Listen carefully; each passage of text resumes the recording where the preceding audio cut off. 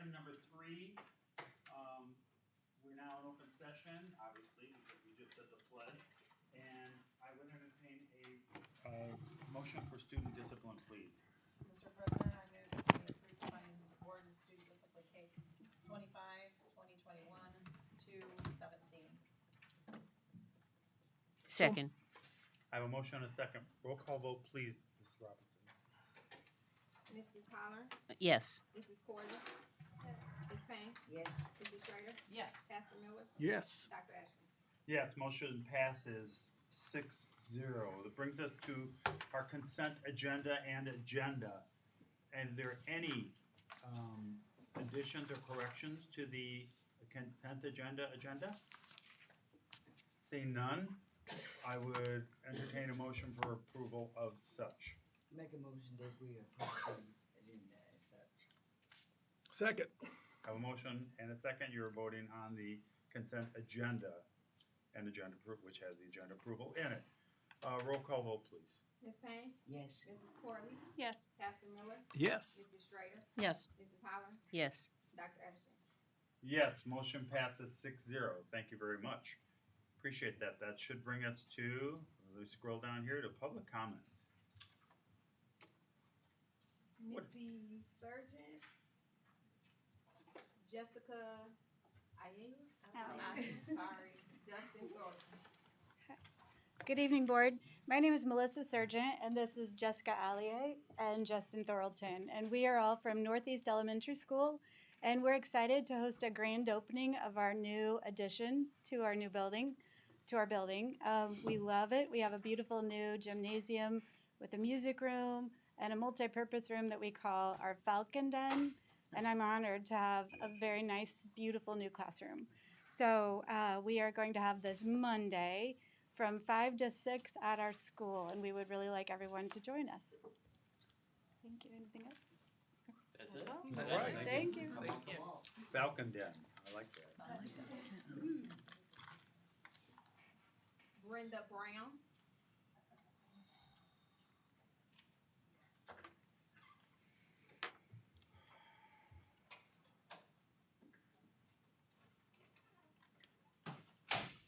Good evening to the superintendent in her absence and to this fine board for our District 118 in Danville, Illinois. I come this evening because yesterday evening, watching the news, I saw some things reference our district and having to do with our superintendent. And I've heard a little bit of this, a little bit of that, not really sure of everything that's going on, but it just took me back when they talked about seeing dark trucks with flags on them. And I don't know what all's going on with this thing with Dr. Geddes, just only what I've heard on the news. But my experience, I'd say the last 6 months or better, living here in Danville, I live on the east side of town, and I have experienced dark-colored trucks with Confederate and American flags on the back of them. And as I noticed driving behind one day, they would go down, two of them, two trucks, dark-colored trucks would turn on different streets. And I'll use one street, for instance, was Porter Street. And then by the time I got to Griffin, I go around there coming down another way, going down another side street. And so to me, it didn't appear that they were trying to find a resident. They're just cruising.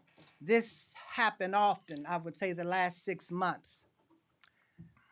Me as a black person growing up in this community, when I was a young girl growing up in the 60s in Danville, we used to see these same trucks, not the exact trucks, but dark-colored trucks with the Confederate and American flags on them. And they would ride down William Street and holler the N-word at us. And that's what I saw. That's what my vision went back to that day. And it was really hurting in 2024 that this is happening. Now, I don't know their plan or their purpose because they didn't say anything, and they have a right to express themselves with their flags on their cars. But this is what it took me back to. So, in a way, it was very scary and hurting at the same time to think that this stuff still goes on. So I know it was a presidential election, and I think all of us know it was a lot of mess going on. But it wasn't just this one time I experienced this. It was often in the east side of town that these trucks were going down streets and with their flags, and they would just like have their arms hanging on the windows and kind of look at you. To me, it was a harassment, but I couldn't exactly call it a harassment because they didn't say anything, but their looks towards me. So I listened to last night's news report, and it's very hurting to know that this has happened to our superintendent. I don't know what all has happened, what's going down, and what this board is saying or doing. But I just want you to know that it's very real. And if you've never experienced it, I didn't receive any emails. I haven't received any letters. And I hope I don't. I hope no one else in this community has to experience this. But it's real and it hurts, especially if you're a person of color like me, because it does take you back to the days that you see these dark colored trucks with Confederate American flags. They were out to no good. Some even resulted in lynchings. So God forbid this is on their plan or their agenda. But I would just like to encourage the board to consider some of these things that I'm expressing to you and that I'm explaining to you tonight. These things are real and it hurts. It hurts to the bone to know that we still have to be, as a black people in our community, have to be harassed in this manner. And I pray to God that this can stop. I don't know, like I said, it hasn't these many years, so I don't know what will happen, but that is my prayer, that this will cease. But I just want to let you know that this is real, and I'm sorry that it's going on. Thank you for your time. And Brenda, I would like to say, I live on the East End too, honey, and anytime at church you want to have a conversation with me, I'm more than willing to talk to you. Thank you, Kim. Lloyd Randall.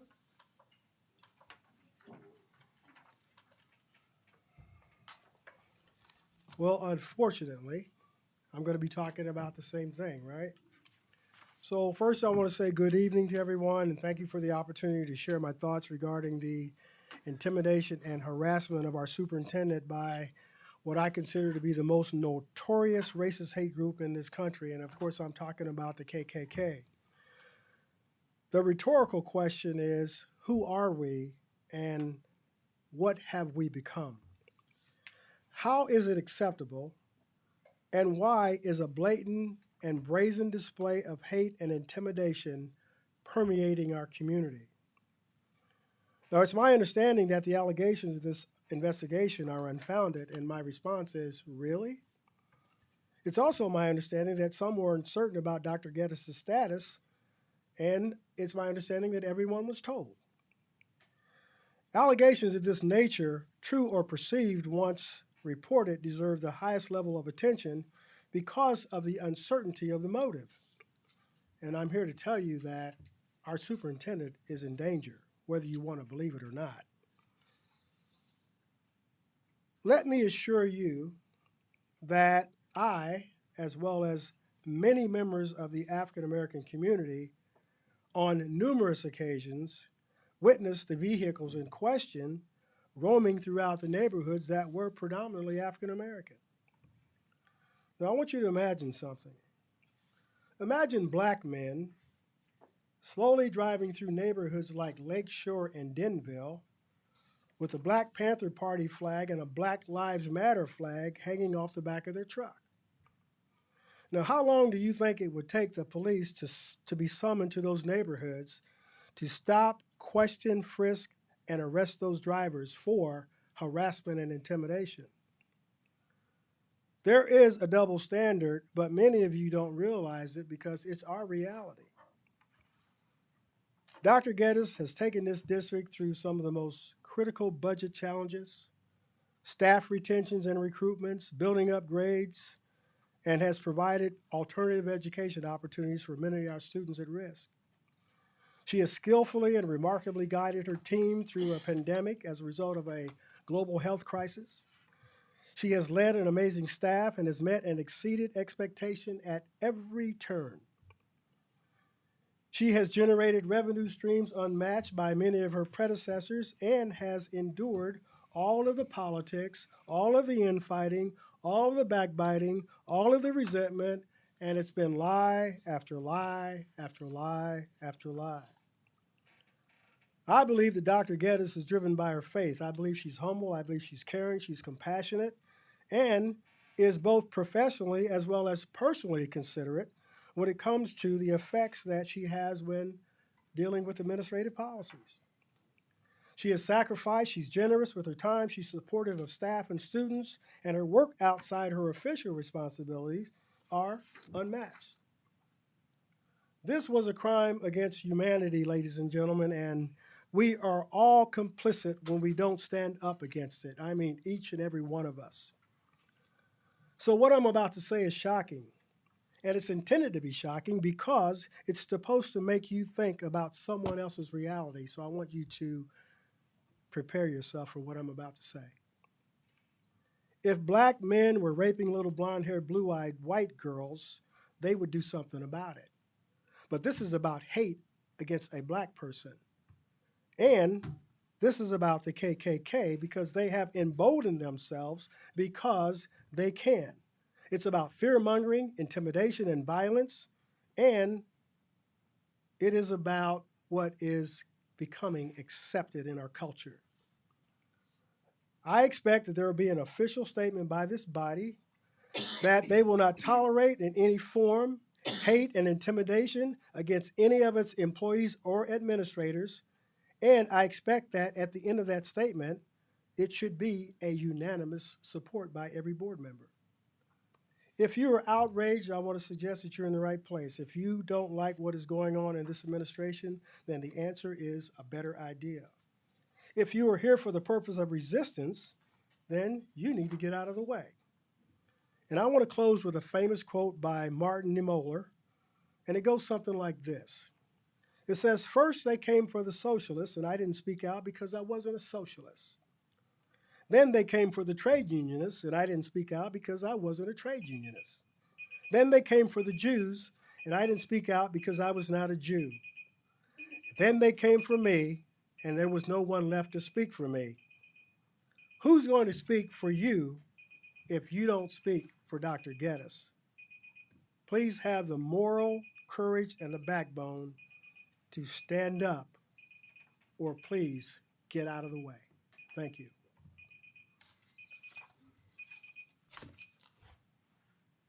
Anna Kelly?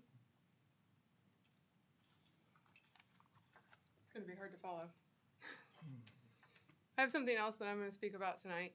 So, hello, my name is Anna Kelly. I work here in Danville District 118 for the past 16 years. Originally, I subbed and then later became hired full-time. I currently work as a cross-categorical science teacher at Danville High School. I have come before you to discuss the issues with the sick bank leave policy and how it affects employees here in this district. I'll start with the facts, or the numbers, about me and my surgical journey. I originally received a diagnosis with BRCA1 in January of 2022. BRCA1 unfortunately runs in my family. My sister was diagnosed with stage 3 cancer at 27. My mother at 35. And her grandmother was dead at my grandmother was dead at 38. It is clear to the doctors that I needed a medical intervention. Sorry. I don't know if I can read it. Can you read it?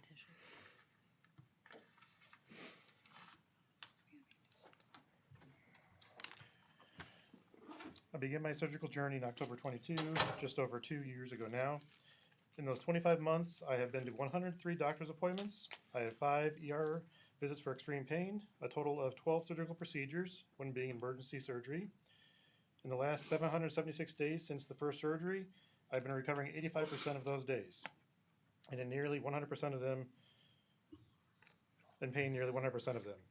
But it's not a personal catastrophic medical condition according to the district. I've gained 80 pounds, given up all my hobbies due to the inability to do them, but the one thing remained consistent, I showed up for work. I even showed up during the summer because I had to pay for medical bills. I've taken as few days off sick under supervision and approval of my doctor as possible to conserve as many of my sick days for my entire medical journey. I have 2 personal days left now, and I'm trying to support a mother who has a non-operable cancer.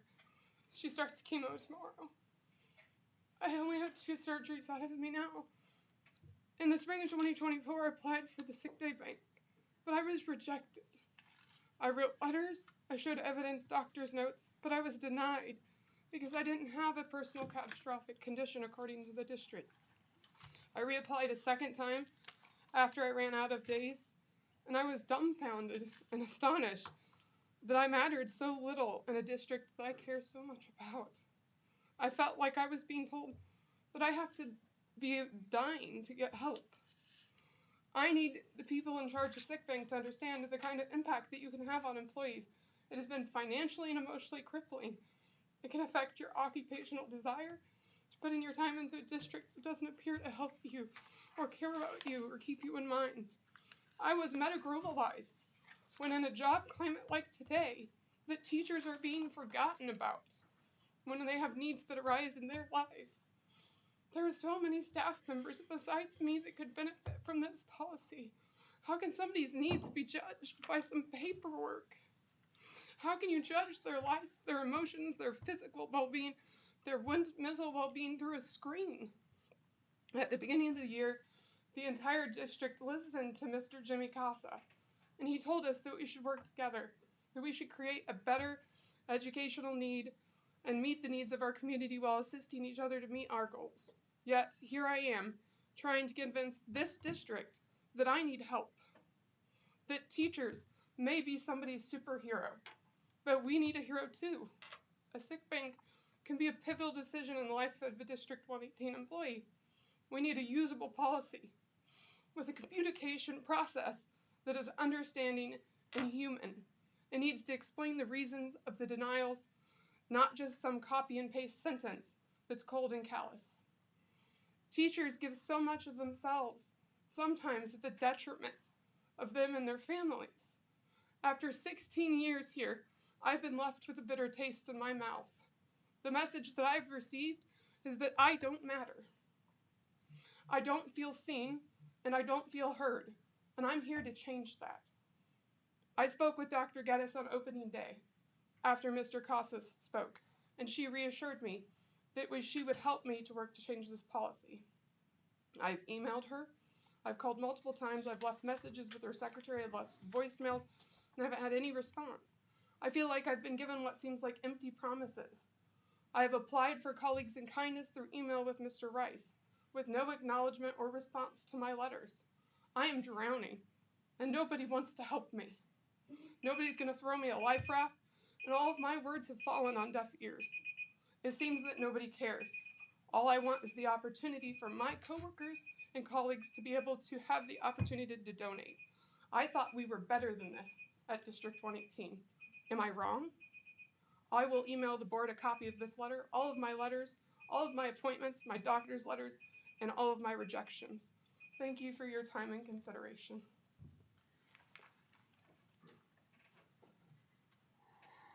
Mary Rockwell.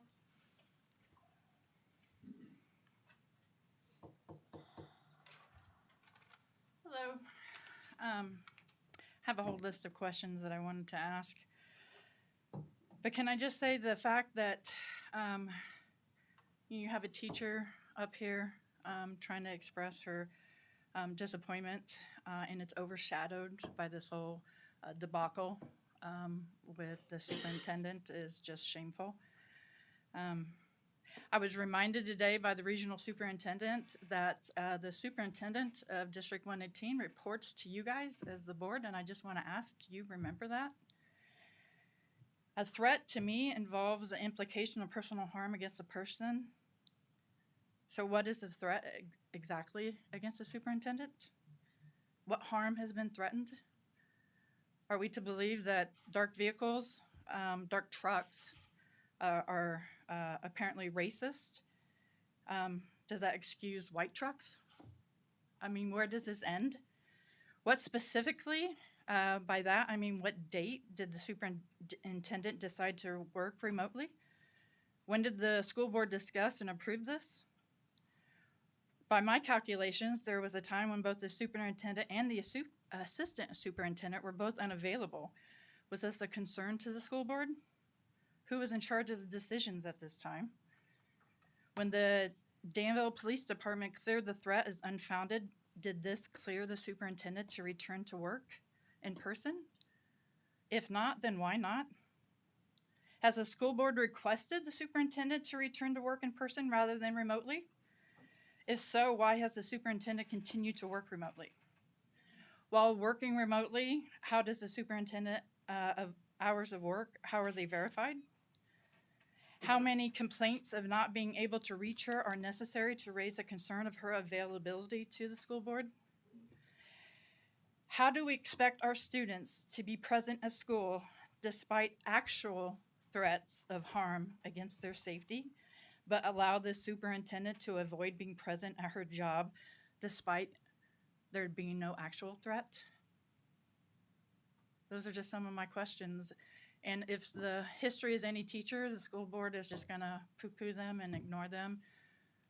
And I just urge you that these are not just my questions. These are questions of several people, people that elected you. And I know some of you are not returning to the school board, and maybe that doesn't bother you, but it does me. So please just consider everyone's point of view. Thank you. Tony Tam?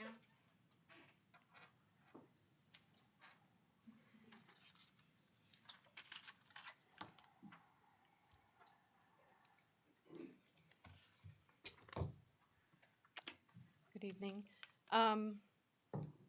There's a lot of emotions and there's a lot of different points of view, and we respect, or hopefully we do respect everyone's point of view. Everyone comes from a different part of life, and I am sorry that everything out there that's happening is happening. And I'm up here partly because I'm going to be sitting in one of those seats in April, and I hope I don't have to deal with some of the things that I've heard of some situations where maybe people don't get to say exactly what they feel or how they want to vote because they feel pressured to vote a certain way.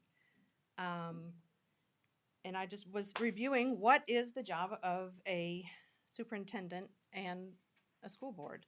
So I went to the Illinois Association of School Boards, and I found that, I'll just read this to you. What are the duties of the superintendent, and where are the superintendent's duties and responsibilities found? The superintendent, this is the answer, is the chief administrator of the school district and is responsible for managing the day-to-day operations of the district.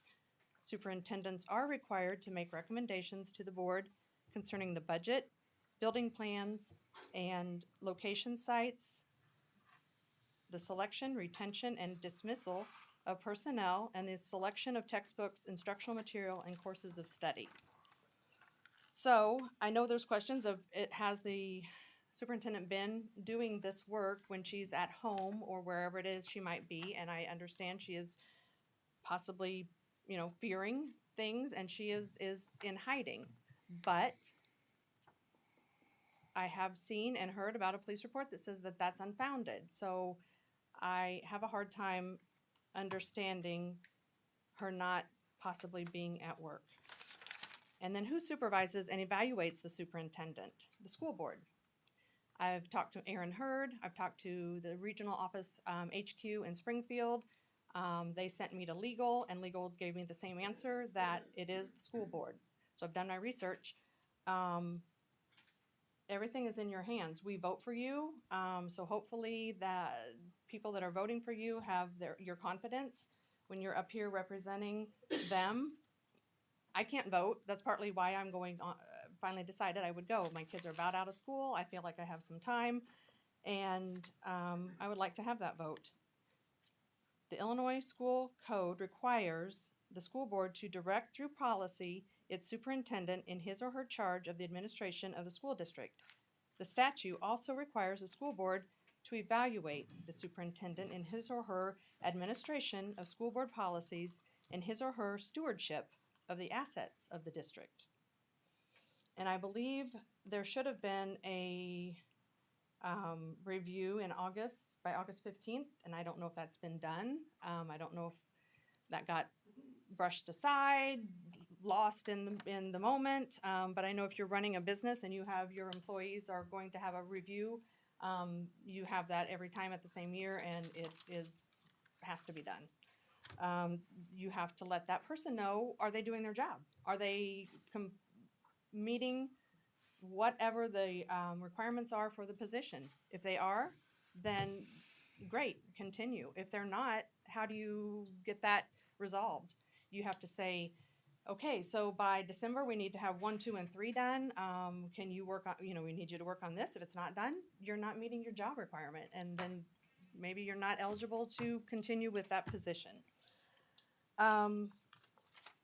She's paid a high amount, we all know that. I believe that it comes out to about $1,000 a day, and if she's not been working, that's taxpayers' money.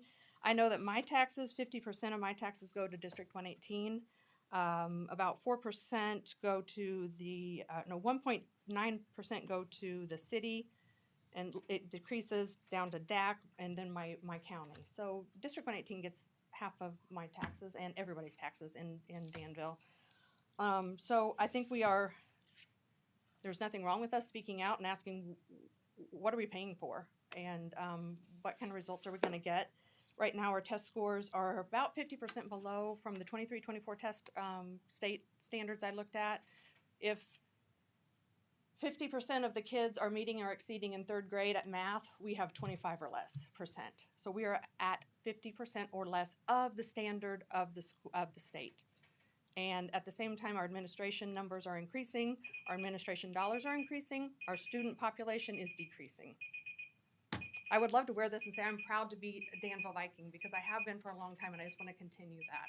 But we need some movement, some changes.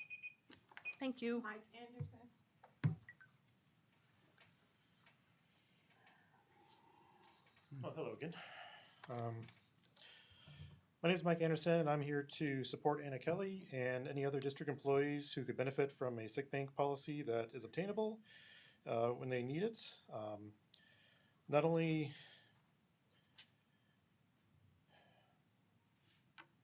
did multiple decisions decimate Anna's drive, she used to be so loving and so caring and excited to go to work every day and do the best for her kids, and she'd give 200% every day.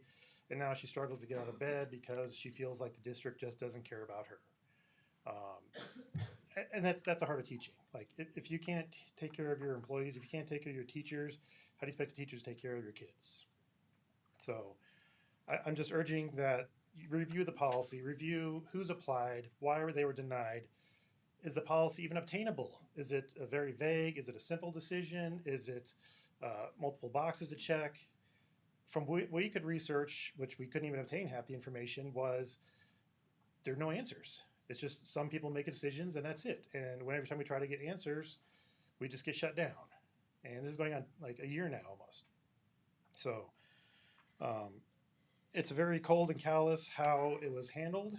I urge the board to review all the communication between Anna and HR and everybody else involved in this mess. I just hate to see teachers get burnt out. We don't have enough teachers. We don't have enough teachers that really care. And to see a really good one get beat down, and the moment they need the support, not get it from the people that should be supporting them, is disheartening. That's really all I want to say. Just take the time, review the policy, see what changes can be made to benefit not just Anna, but anybody down the road, because we're here to take care of each other. So let's do that, please. Thank you for your time.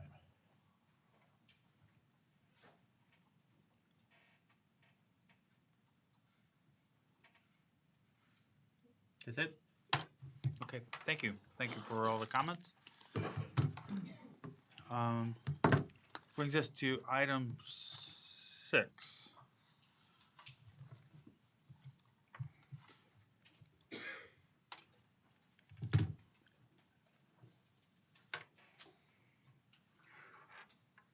Our public discussion of the superintendent's status. We have a statement that I will read that we have put together. So if that's okay with the board, okay? The board takes threats to our employees seriously. As a result of alleged threats to the superintendent has been working remotely. After considering the information provided by the Danville Police Department and given the current status of the FBI investigation as ongoing, the board has reached a consensus to have the superintendent return to on-site work. We will be working with her on her return to on-site work, and we will not be commenting on any further on this, as this is a personal matter and personnel matter, and there is still an open FBI investigation. So that covers that action item for our discussion in open. That brings us to number 7, policies. Press 115, 116.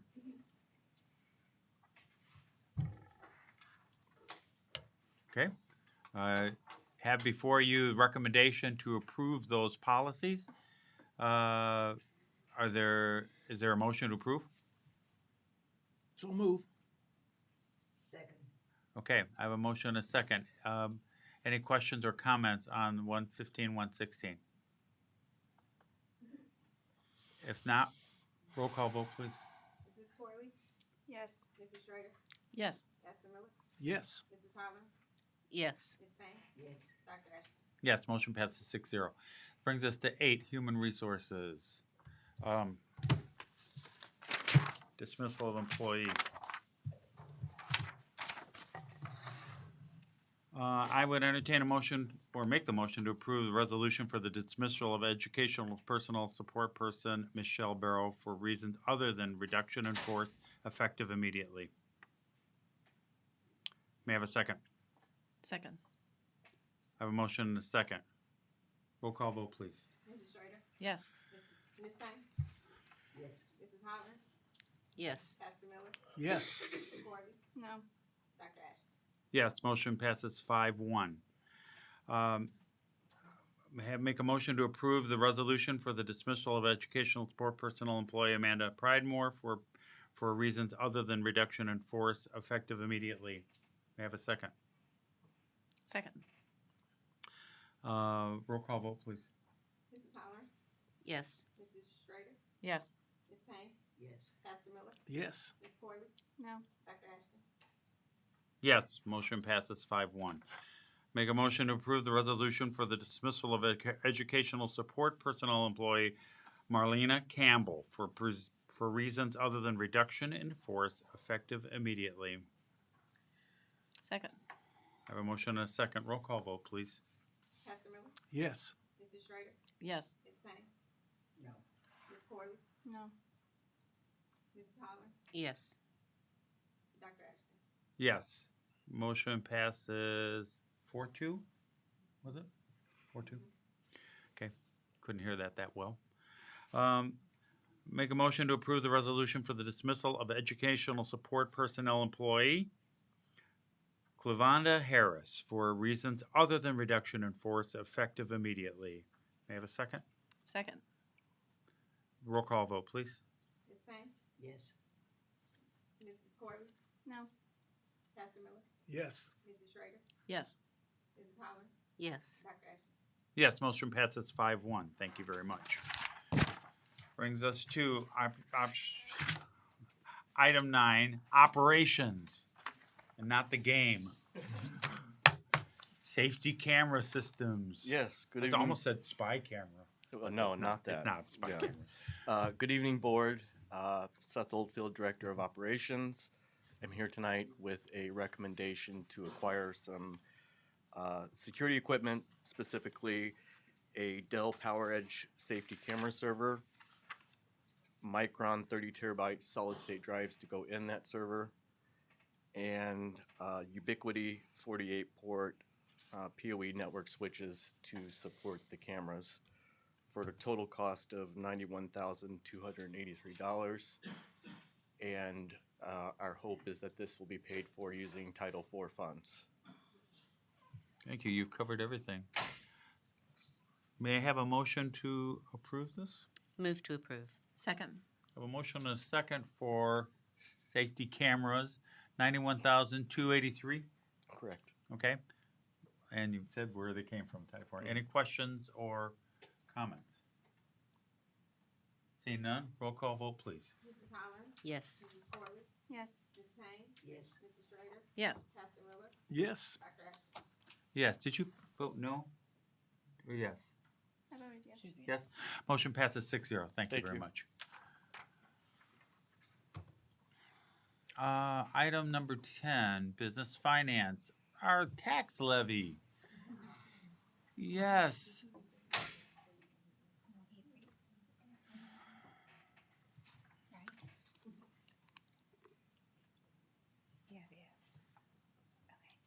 Good evening, Narcissus Rankin, Director of Business and Finance. So last month, I spoke to the board about the county assessor's estimate for the EAV increase for 2024, which is this calendar year. His EAV estimate would be an increase of approximately 13.14% in the total EA value. So last month, I provided calculations, 3 different scenarios for you guys, which one was the assessor's estimate, one was an in-between, and then one was 4.5%. And I know that it is important to the board that we minimize the tax burden on the community. So I am recommending that we request a 5% increase in the levy and continue to abate the levy by the tax credit amount on the outstanding QSET bonds.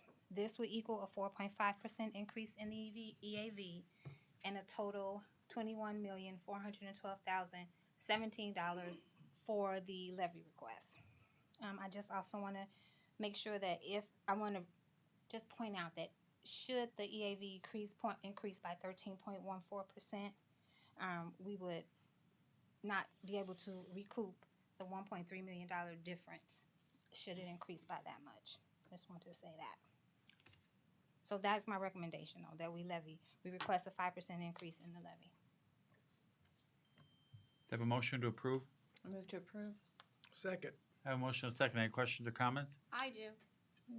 Great. I'm concerned because we have not had a chance to discuss this because we've been dealing with the Dr. Geddes issue. Okay. And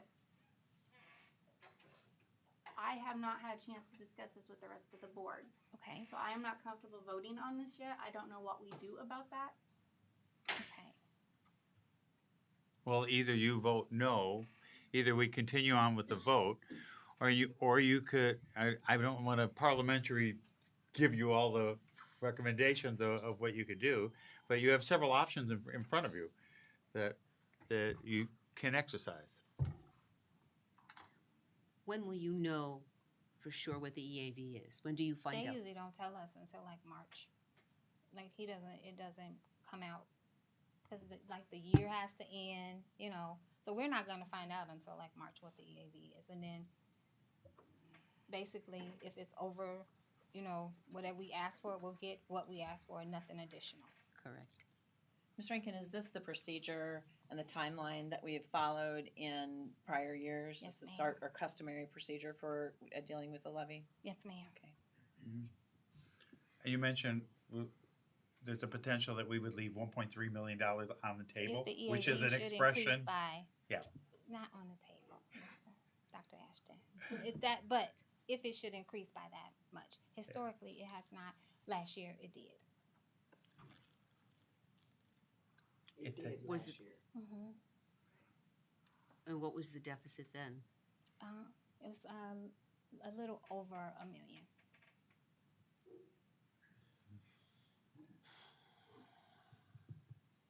Okay, Because remember, so like your levy ask,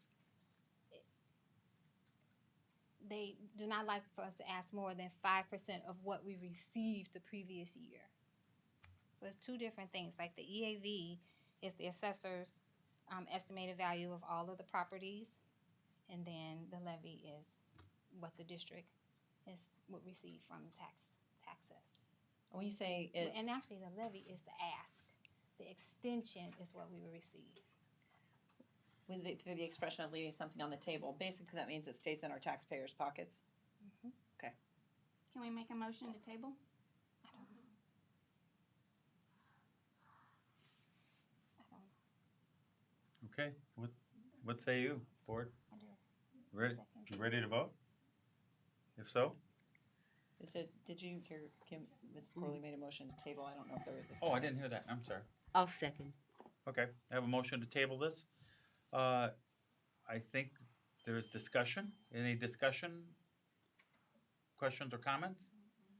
Does it, If you, and to table, usually in a table motion, we'd like to see our parliamentarian is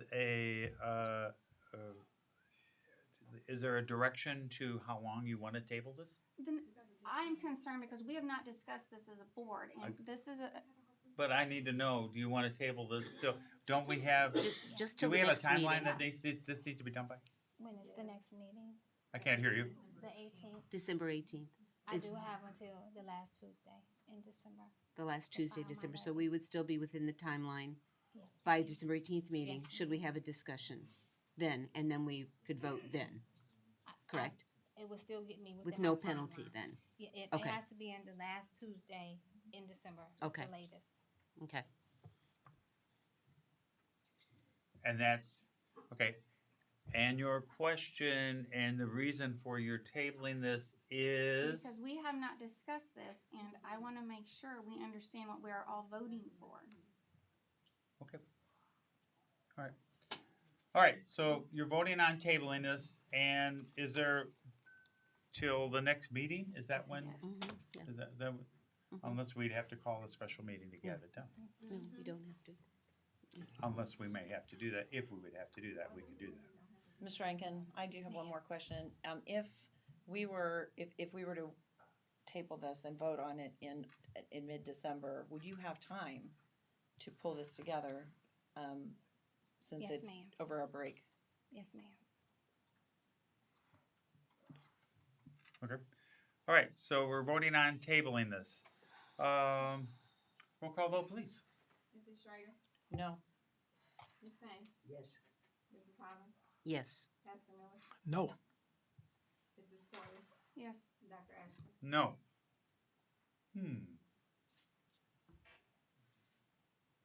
what happens with a tie vote? Yeah. You have to keep voting until one person changes. No, it doesn't. No. The vote That was, is the why- tie vote, the tie vote is, That is why. there is a, It fails if it's a tie, I mean, pardon me? right? Who's our parliamentarian, Right, Lakeisha? it fails if it's a tie vote. I'm sorry, what? It fails. Then it fails. Okay, motion fails, so which brings us back to the initial motion, which would be voting for the levy. Roll call vote, please. Mrs. Harlan? Because you've explained it to me, I have a little better understanding, so I will vote yes. Mrs. Schrader? Yes. Ms. Payne? No. Pastor Miller? Yes. Mrs. Corley? No. Dr. Ashton? Yes. Motion passes 4-2. Thank you. There's Next. one more item. The next item is,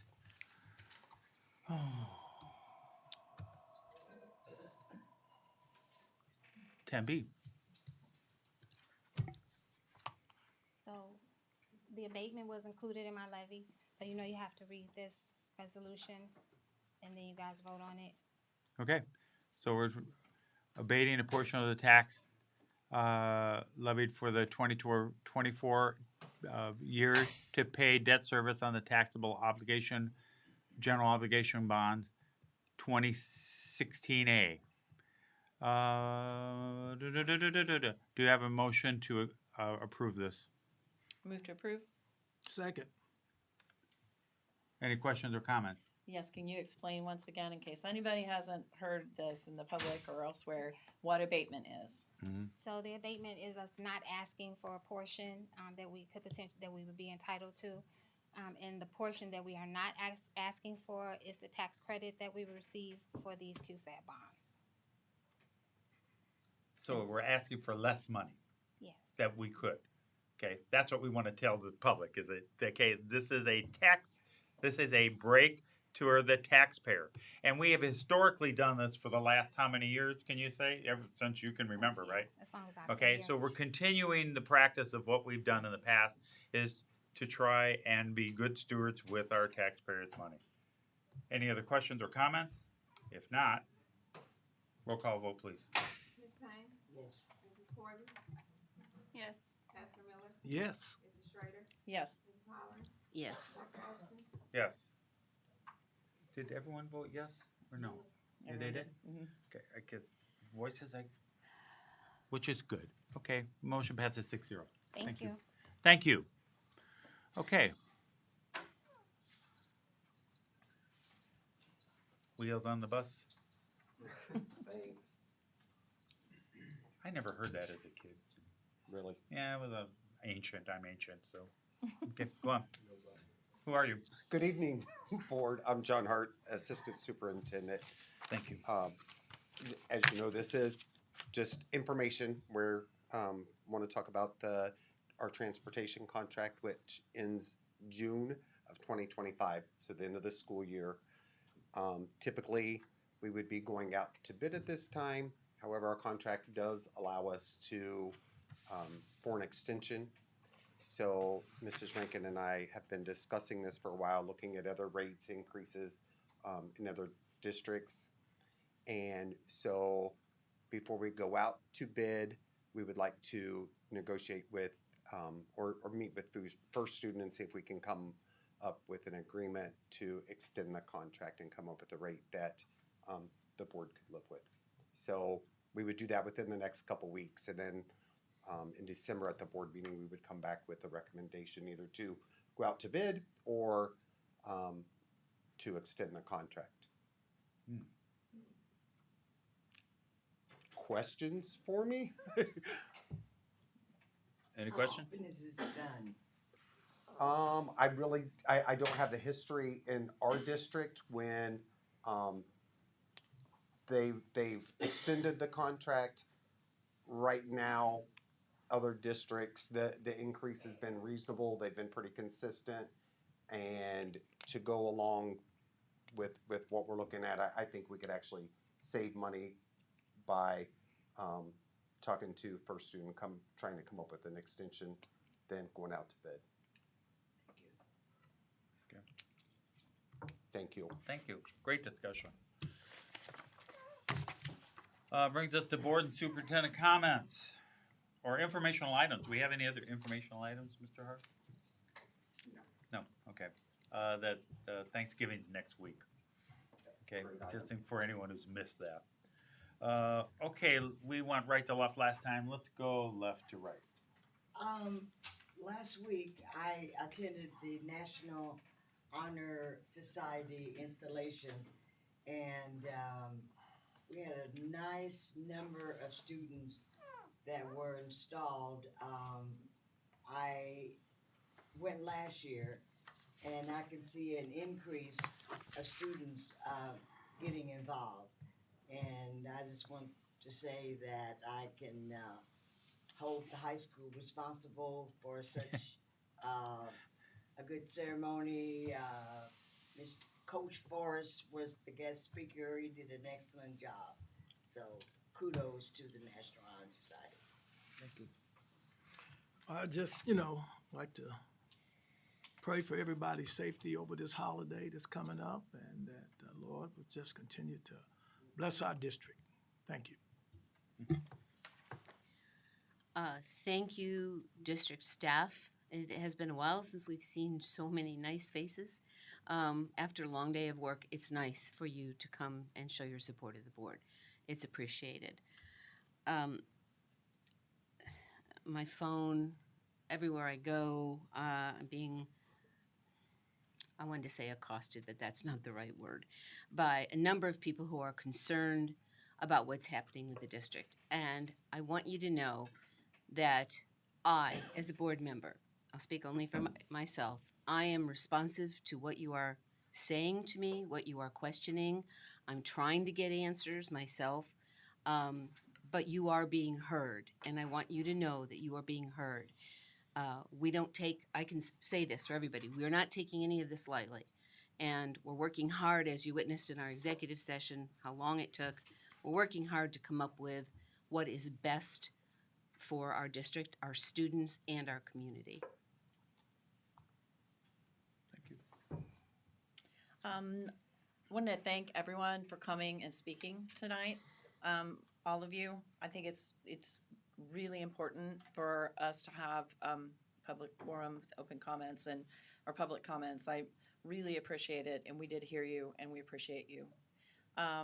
Wanted to acknowledge Mrs. Town and Mr. Easton, who are both going to be running in April on their in the gallery, and so you want to wave, you guys, so that people know who you are.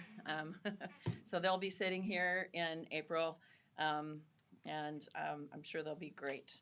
I also want to say that we take the safety of our staff, students, and our everyone that the district has stewardship over are very, very seriously.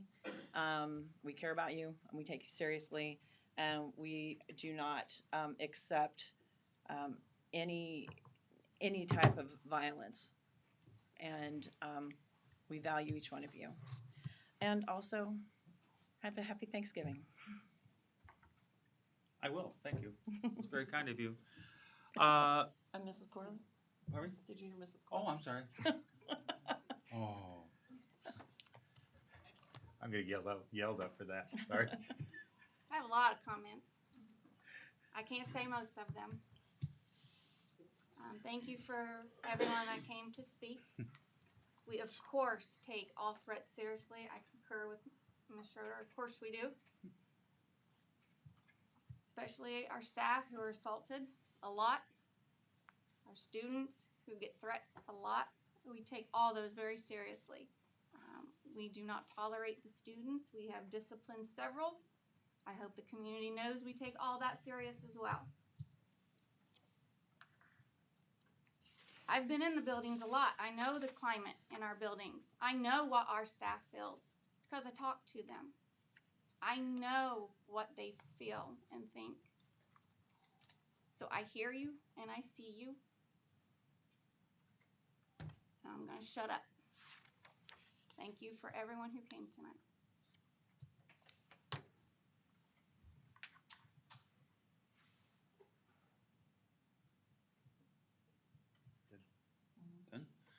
Okay, I agree. Thank you for comments this evening.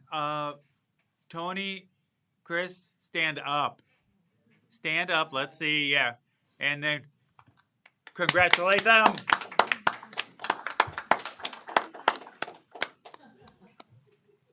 Winner, winner, chicken dinner. Very good. Okay, I'll vote for them. They are our new board members, or they will be the incoming board members. They still And have to be you, elected. yeah, you, this is Halloran also, so the 3 of the 4, there's 1 to appoint, which is in the future of the board, but not for tonight. Tonight's task at hand are our empty seat, our superintendent. We read the statement, we stand by the statement. There's a lot of rumors going around. There's some people that know and some people that don't know, and that's about what I can say, because we're kind of limited about what we can say, as she is our employee. we wish everybody to be safe, okay? We stand by that we take everybody's safety seriously.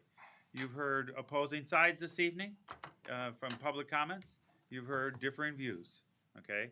That's what's out in our community now. And we need to respect each other. I mean, we don't necessarily agree with each other, but have to be able to have these conversations. So, and that's what we're trying to do also. And I'm going to leave it at that because I'm really looking forward to Thanksgiving along with you, and hope that you all have a great one. And we will not be taking any further action this evening because we are now adjourned. Yes. What? You have to say that we're going to the conference, but it's not a meeting. But it Oh, has to be yeah. public. Well, we didn't have to say that.